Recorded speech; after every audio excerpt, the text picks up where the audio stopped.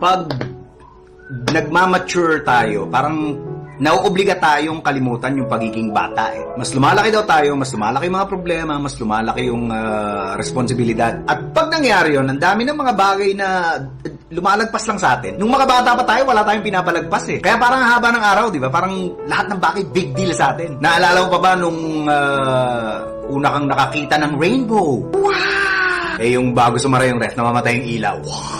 Naaalala mo ba nung una kang maligo sa ulan? Nung una kang nakatikim ng chocolate? Yung nakaiga ka, tapos nakatingin ka sa kisame na may water stain, tapos parang kung ano-ano yung nakikita mo. Naaalala mo nung una kang nakainom ng Coke?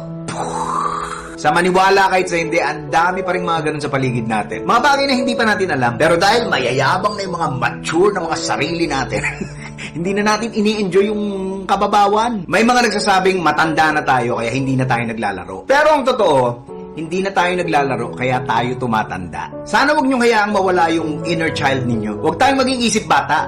Dapat pusong bata. Para kahit gaano kaliit, kahit gaano kababaw, kahit gaano ka walang kwenta sa iba, ang importante, makahanap tayo ng dahilan para maging masaya.